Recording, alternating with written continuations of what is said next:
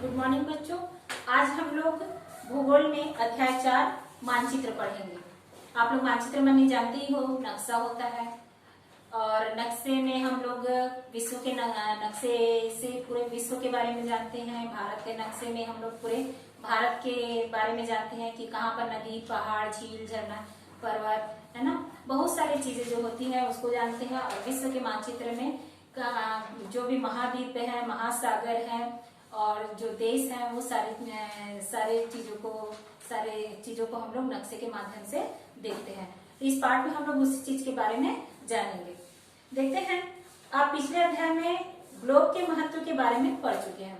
आप लोग अध्याय 1 में ग्लोब के बारे में पढ़े थे। ग्लोब में अध्ययन की कुछ सीमाएं होती हैं।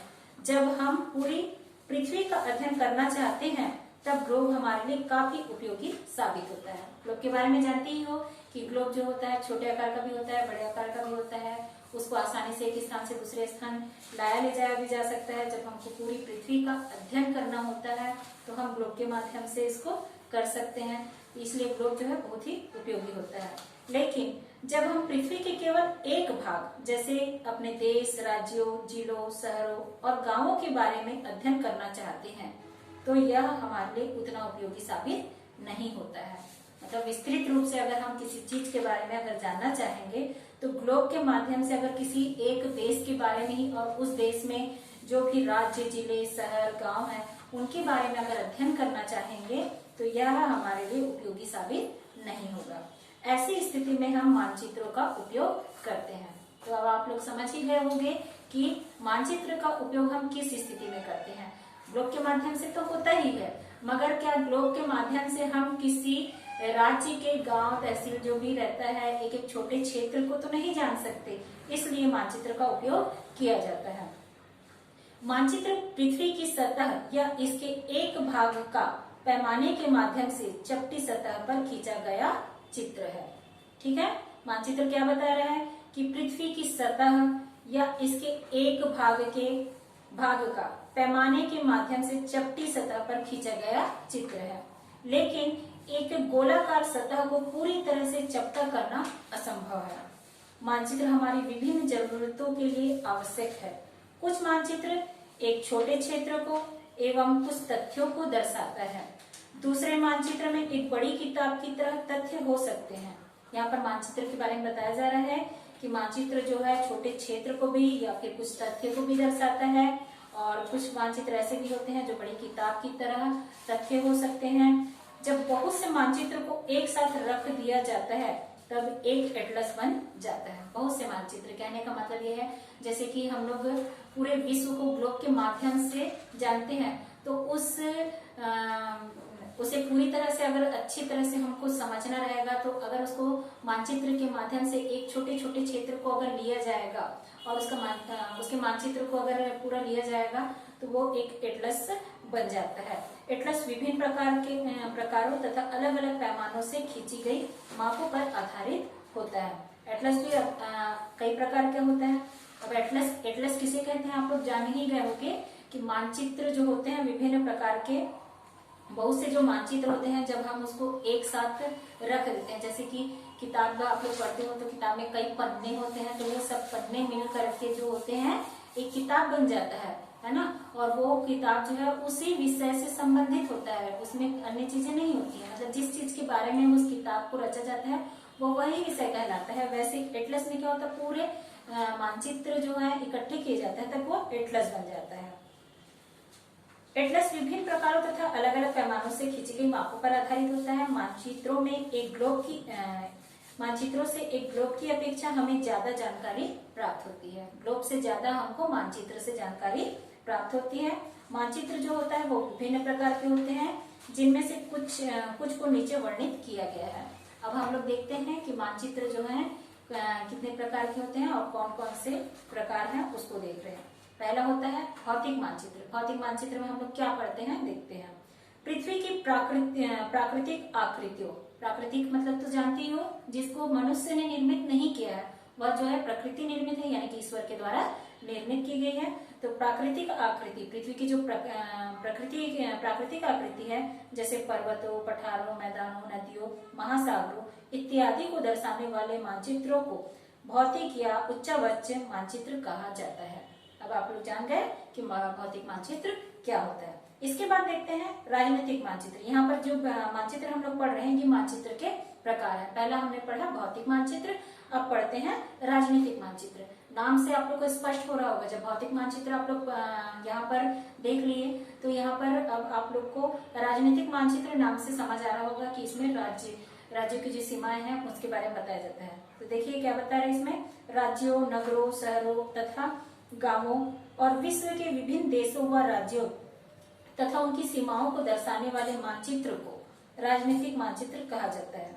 ये जो राजनीतिक मानचित्र होता है इसमें राज्य की सीमा भी दर्शाया जाता है, नगर की सीमा भी दर्शाया जाता है, शहरों की सीमा भी, गांवों की भी सीमा दर्शाया जाता है। इसी को ही राजनीतिक मानचित्र कहा जाता है। तीसरा होता है थीमेटिक मानचित्र। ये थीमेटिक मानचित्र क्या होता है, नाम से हमको यहाँ पर समझ नहीं आ रहा होगा, है ना। आप लोग समझ नहीं पा रहे हो तो यहाँ पर आगे पढ़ेंगे तो ये भी स्पष्ट हो जाएगा।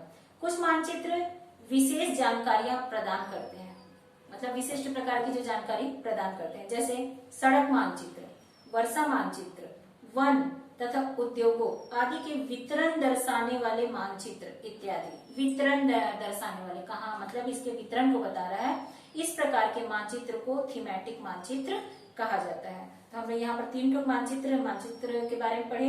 एक होगा भौतिक, दूसरा राजनीतिक और तीसरा थीमेटिक। थीमेटिक मानचित्र में क्या होता है, सड़क के बारे में बताता है। वर्षा का मानचित्र यानी कि जैसे कि कहाँ पर इंटरनेशनल है, कहाँ पर राज्य की सीमा है, ये सड़क के माध्यम से आप लोग सड़क में लिखा हुआ भी रहता है, देखे होंगे कि कितना किलोमीटर क्या क्या दूरी है। तो ये सब जो है सड़क के माध्यम से, रेलवे लाइन कहाँ से कितनी दूरी पर है, ये सब चीजें जो है इस मानचित्र के माध्यम से पता चलता है। साथ में वर्षा मानचित्र कह रहे हैं तो वर्षा मानचित्र कौन से क्षेत्र में अधिक वर्षा होती है, कौन से क्षेत्र में कम वर्षा होती है, कौन से क्षेत्र में मध्यम वर्षा होती है और किस क्षेत्र में बिल्कुल भी वर्षा नहीं होती है, किस क्षेत्र में अल्प वर्षा होती है, इस मानचित्र के माध्यम से हम जान सकते हैं। वन और उद्योग, कौन से क्षेत्र जो है वनों से घिरे हुए हैं, कौन से क्षेत्र जो है उद्योग, वहां पर उद्योग स्थापित किए गए हैं, कौन कौन से उद्योग हैं, ये सारी चीज जो है वितरण दर्शाने वाले मानचित्र है। मतलब कि ये जो क्षेत्र हैं वितरित किए गए हैं किस किस चीज के लिए, उसके इसलिए इसको वितरण दर्शाने वाला मानचित्र है, इसलिए इसको थीमेटिक मानचित्र कहा जाता है। इन मानचित्रों में दी गई सूचना के आधार पर उनका उचित नामकरण किया जाता है।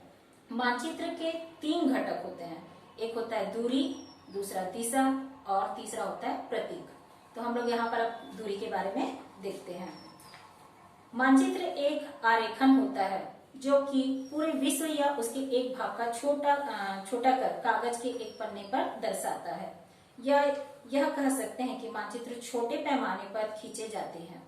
मानचित्र जो है छोटे पैमाने पर खींचे जाते हैं, लेकिन इसे इतनी सावधानी से छोटा किया जाता है ताकि स्थानों के बीच की दूरी वास्तविक रहे। यानी कि जब मानचित्र जो बनाया जाता है, वास्तव में अगर किसी मानचित्र को जब बनाना रहेगा तो उसका जितना बड़ा आकार रहेगा तो हमें क्या जरूरत पड़ेगी, उतना ही बड़ा हमको कागज की आवश्यकता होगी। क्या उतने बड़े कागज में बनाना संभव होगा?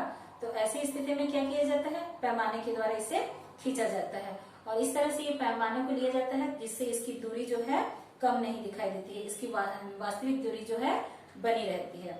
यह तभी संभव हो सकता है जब कागज पर एक छोटी दूरी स्थल की बड़ी दूरी को व्यक्त करती हो। इसलिए इस उद्देश्य के लिए एक पैमाना चुना जाता है। पैमाना स्थल पर वास्तविक दूरी और मानचित्र पर दिखाई गई दूरी के बीच का अनुपात होता है। उदाहरण के लिए आपके विद्यालय, आपके घर के बीच की दूरी 10 किलोमीटर है, जिसे मानचित्र पर 2 सेंटीमीटर दूरी से व्यक्त किया जाता है। मतलब यहाँ पर जैसे कि हमारे घर से यहाँ पर बता रहे हैं आपके विद्यालय से घर की दूरी 10 किलोमीटर है, 10 किलोमीटर के लिए क्या पैमाना लिया जा रहा है यहाँ पर 2 सेंटीमीटर का। इसका अभिप्राय है कि मानचित्र का 1 सेंटीमीटर स्थल के 25 किलोमीटर को दर्शाया गया है।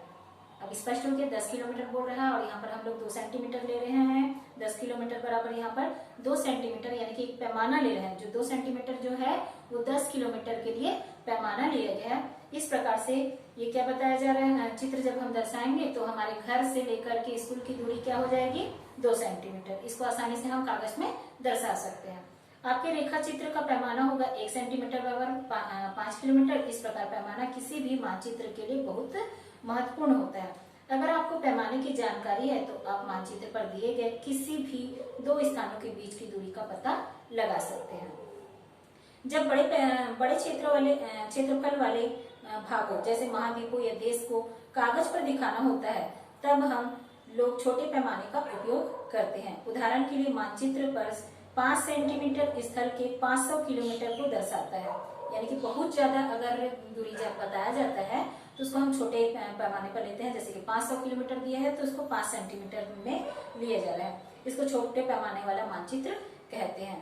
जब एक छोटे क्षेत्रफल वाले भाग जैसे गांव या शहर को कागज पर दिखाना होता है, तब हम बड़े पैमाने का उपयोग करते हैं। जैसे स्थल पर 500 मीटर की दूरी को मानचित्र पर 5 सेंटीमीटर से दर्शाया जाता है। इस प्रकार के मानचित्र को बड़े पैमाने वाला मानचित्र कहते हैं। तो छोटे पैमाने वाला जान गए होंगे कि अगर स्थल भाग बहुत ज्यादा यानी कि बहुत बड़ा वाला रहेगा तो उसको हम छोटे में लेते हैं, और अगर मान लो कोई दूरी जो है कम में बताया जा रहा है तो उसको कम में लिया जाता है, तो इसको बड़े पैमाने वाला कहते हैं। यानी कि जो बड़ा स्थल भाग रहेगा उसको हम लोग अगर छोटे पैमाने में लेते हैं तो छोटा पैमाने वाला मानचित्र होगा, और कोई छोटी दूरी वाला स्थल रहेगा उसको अगर हम पैमाने में ले रहे हैं तो बड़े पैमाने पर ले रहे हैं तो बड़ा पैमाना मानचित्र कहलाएगा। बड़े पैमाने वाले मानचित्र छोटे पैमाने वाले मानचित्र की अपेक्षा अधिक जानकारी प्रदान करते हैं। तो हम लोग यहाँ पर आज दूरी पढ़ लिए। अब आगे की क्लास में हम लोग दिशा और प्रतीक के बारे में जानेंगे।